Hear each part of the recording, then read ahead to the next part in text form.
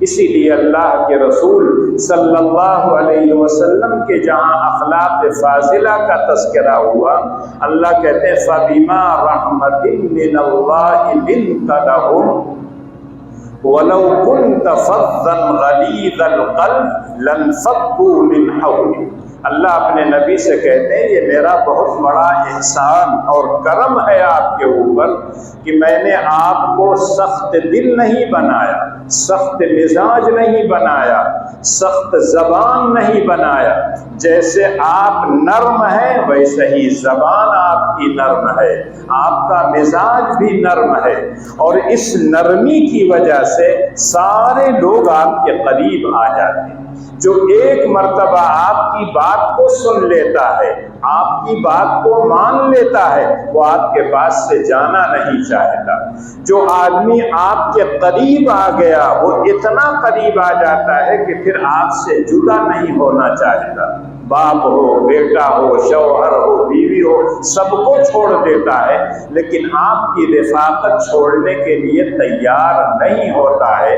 تو یہ میں نے آپ کو نرم دل بنایا تھا، نرم مزاج بنایا تھا۔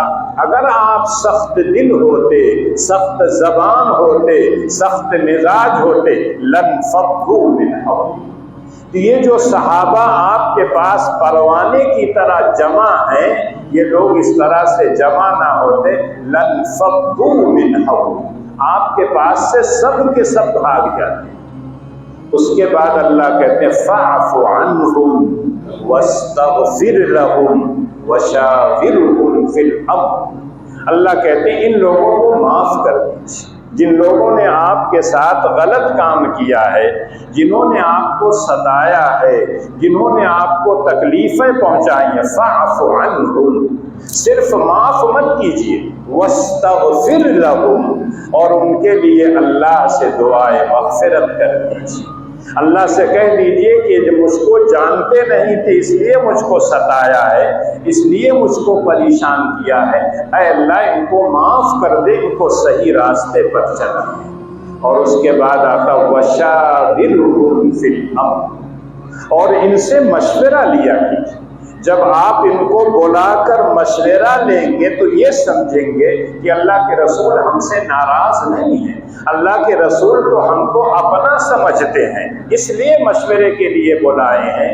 تو اللہ نے اپنے نبی سے کہا آپ تو نرم دل بنائے گئے ہیں، نرم مزاج بنائے گئے ہیں، لہذا آپ کے ساتھ کوئی بدسلوکی کرے فاعف عنہم، اور اس کے بعد دوسرا حکم ہے وَاسْتَغْفِرْ لَهُمْ، آپ ان کے لیے دعائے مغفرت کیجئے، اور تیسرا حکم ہے وَشَاوِرْهُمْ فِي الْأَمْرِ، اور آپ ان سے مشورہ لیجئے۔ اور جب مشورہ ہوتا ہے، مشورے میں کوئی بات طے ہو جاتی ہے تو اللہ کہتے ہیں فَإِذَا عَزَمْتَ فَتَوَكَّلْ عَلَى اللَّهِ، اور جب کسی چیز پر آپ پختہ ارادہ کر لیں تو اللہ پر بھروسہ کر کے وہ کام شروع کر دیجئے۔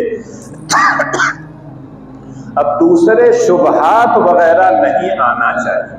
نبی اکرم صلی اللہ علیہ وسلم کی زندگی پڑھیے، اس طرح کے واقعات سے بھری ہوئی ہے۔